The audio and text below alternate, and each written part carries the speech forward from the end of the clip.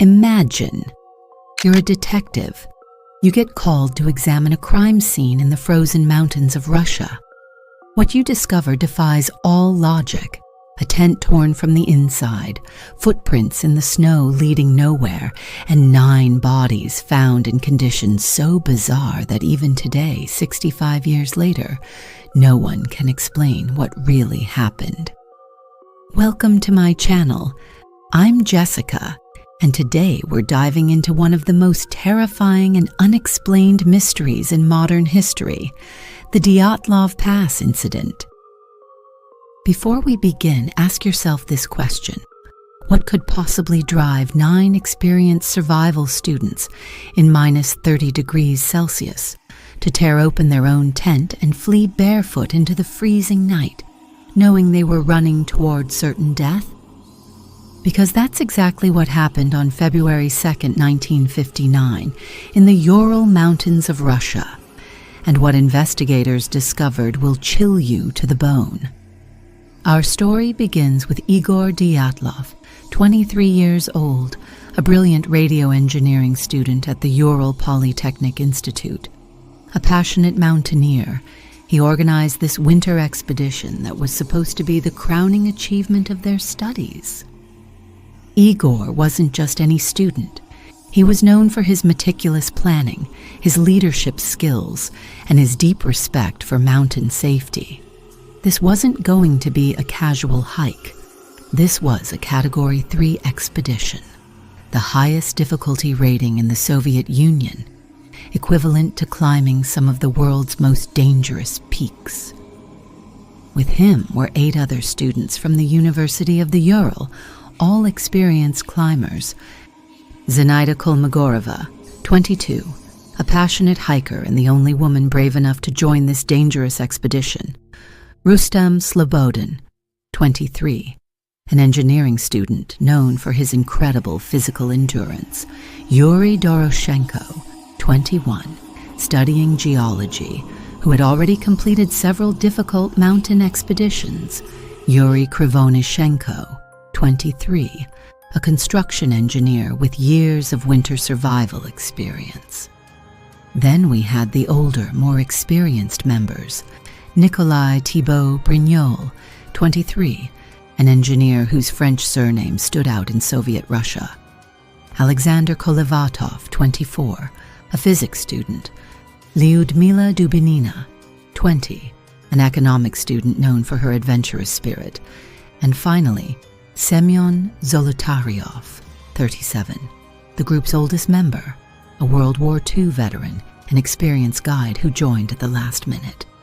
These weren't reckless teenagers. They were intelligent, well-prepared individuals who understood mountain dangers intimately. They departed on January 25th, 1959, for what should have been a routine certification expedition. But here's the first disturbing detail that would later save a life. Yuri Yudin, one of the original 10 members, fell ill with joint pain and fever on January 28th. The group made the difficult decision to send him back. Yudin later described that final morning with haunting clarity. He remembered Igor checking and rechecking their supplies, the group's excitement about reaching their destination, and the casual goodbyes that would haunt him forever. As he watched his 9 friends disappear into the wilderness, Yudin had no idea he was seeing them alive for the last time. This decision would make Yudin the sole survivor of what became known as the Dyatlov Pass Incident. For the rest of his life, he was consumed by survivors' guilt, wondering if his presence could have somehow changed their fate.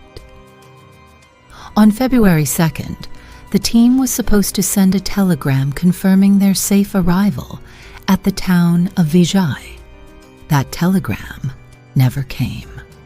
February 12th arrived. Their planned return date, still nothing. In the Soviet Union of 1959, communication delays weren't unusual, but this was different. These were responsible students on an official expedition. The families began to worry. Igor's girlfriend, who was also a student at the institute, contacted the authorities. The university initially dismissed the concerns. Winter expeditions often ran late, but as days turned into a week, then 2 weeks, the silence became deafening. Finally, on February 20th, unable to ignore the mounting pressure from families and fellow students, search and rescue operations began. What they were about to discover would become one of the most documented yet unexplained tragedies in mountaineering history.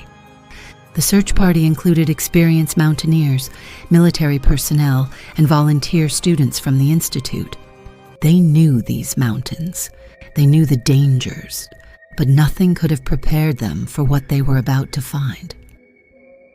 February 26, 1959. The search team spotted something dark against the white snow on the slopes of Mount Kolotsiakhl, a name that chillingly translates to Dead Mountain in the local Mansi language.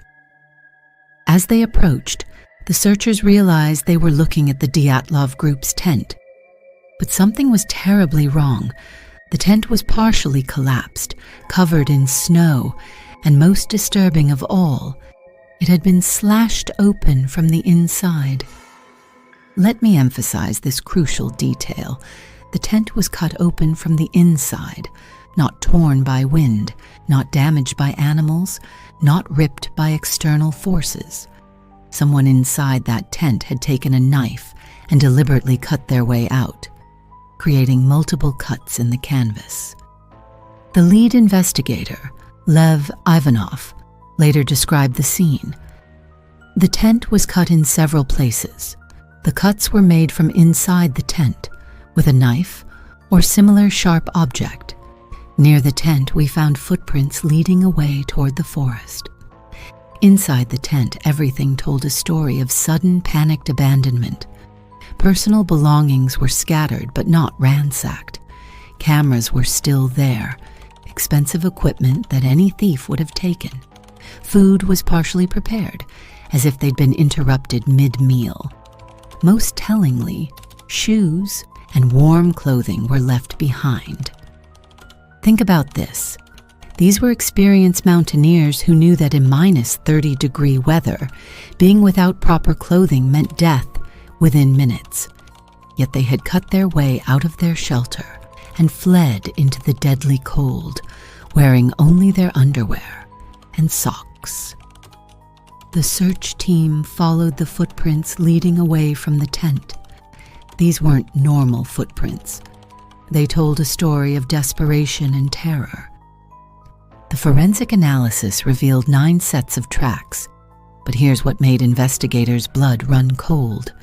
Some prints were made by bare feet, others by people wearing only socks, in temperatures that would cause frostbite within minutes.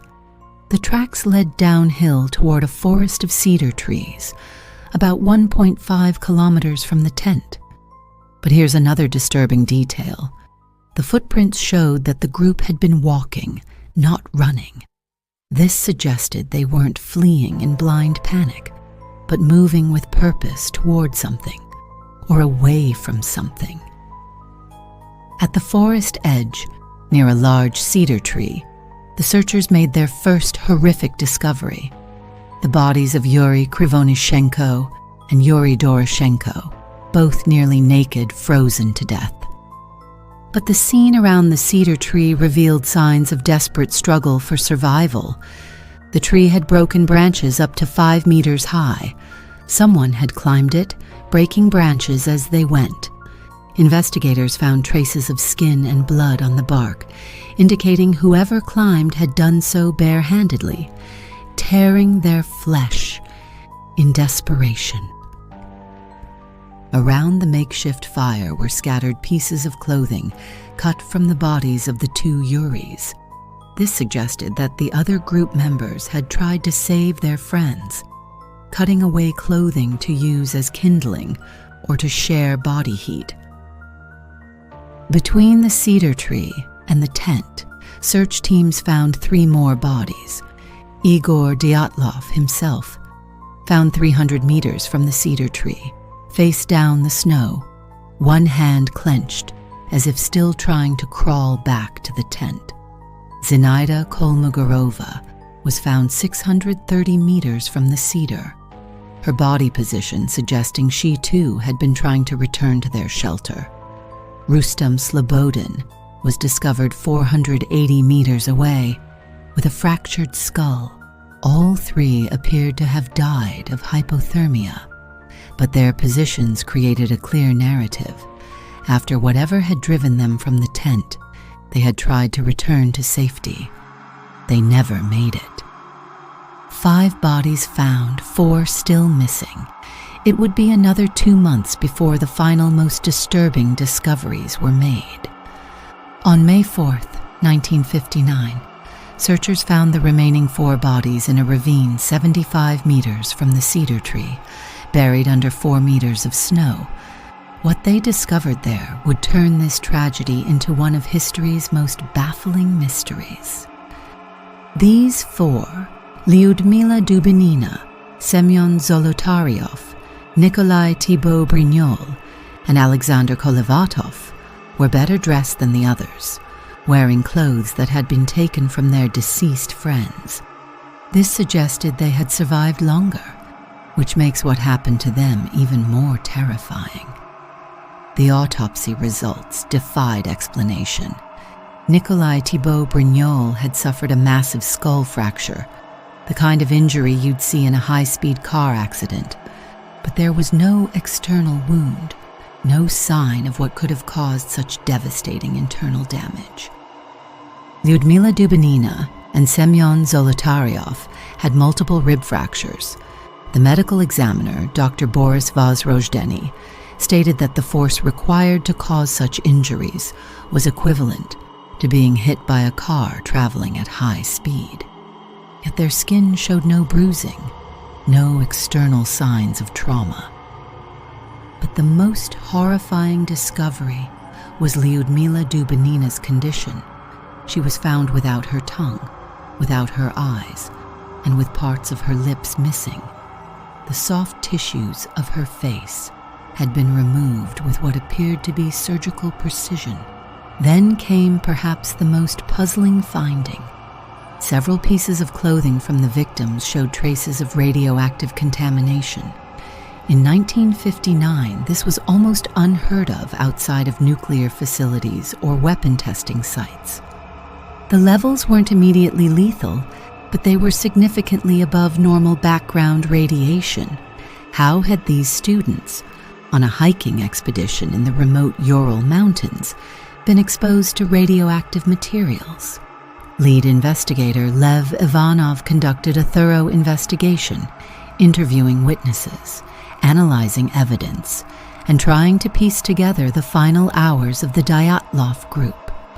Ivanov discovered several witnesses who reported strange phenomena in the area that night. Multiple people saw bright orange orbs moving across the sky. A meteorology student reported unusual light phenomena. A group of hikers camped 50 kilometers away described seeing bright flying spheres in the sky. But in May 1959, just 3 months after the bodies were found, Ivanov was ordered to close the case. The official conclusion was that the group had died due to an unknown compelling force. No specific cause was given, no detailed explanation provided. More mysteriously, the case files were classified as secret and wouldn't be released for 30 years. The area around the Dyatlov Pass was closed to civilians for 3 years following the incident. Why would a hiking accident require such extreme secrecy?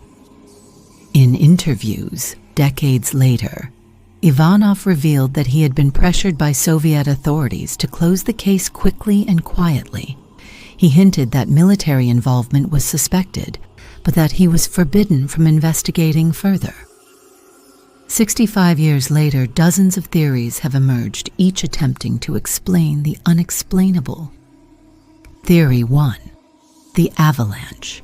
Some investigators proposed that an avalanche had struck the tent, forcing the group to cut their way out and flee. but experienced mountaineers quickly debunked this. The tent was found on a slope that couldn't generate an avalanche, and the damage pattern didn't match avalanche destruction. Theory 2. Katabatic winds. These are sudden, violent windstorms that can reach hurricane force in mountains. The theory suggests that such winds created terrifying infrasonic frequencies that induced panic and hallucinations, causing the group to flee their tent. While this could explain the panic, it doesn't account for the severe internal injuries found on some victims. Theory 3. Military testing.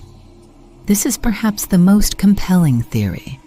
The Soviet Union was conducting secret weapons tests throughout the 1950s. The radioactive contamination, the government secrecy, the witness reports of strange lights all point to possible military involvement. Some suggest the group accidentally witnessed a test of secret weapons leading to their elimination. Theory 4. Criminal activity. Some investigators propose that the group encountered criminals, escaped prisoners, or hostile locals, but no evidence of other people was found at the scene, and nothing was stolen from their valuable equipment. Theory 5. Animal attack. Bears were considered, but bears hibernate in February, and no animal tracks were found. The injury patterns also didn't match animal attacks. In recent years, new scientific theories have emerged. In 2021, researchers proposed that a rare type of avalanche called a katabatic wind slab avalanche could have occurred. Computer models suggested that such an avalanche could create the specific damage patterns found at the tent site. However, critics argue that this still doesn't explain the radioactivity, the severe internal injuries, or the strange behavior of the group after leaving the tent. Today, the Dyatlov Pass Incident remains one of history's most compelling unsolved mysteries. A memorial stands at the site, and every year, dozens of expeditions attempt to solve the puzzle that has baffled investigators for over 6 decades. What makes this case so haunting isn't just the tragic loss of 9 young lives, but the complete absence of a satisfactory explanation. Every theory explains some aspects of the incident but fails to account for others. The families of the victims have never received complete answers. Yuri Yudin, the sole survivor who turned back due to illness, spent his entire life haunted by questions about what happened to his friends. He died in 2013, still seeking answers. In 2019, Russian authorities reopened the investigation on the 60th anniversary of the incident. After a year-long investigation, they concluded that an avalanche was responsible. But many experts and family members rejected this conclusion, arguing that it failed to explain the key evidence. The Dyatlov Pass incident forces us to confront the limits of human knowledge. In our modern world, where we believe science can explain everything, this case reminds us that some mysteries may forever remain beyond our understanding. 9 brilliant young people set out on an adventure that should have been a triumph of their education and preparation.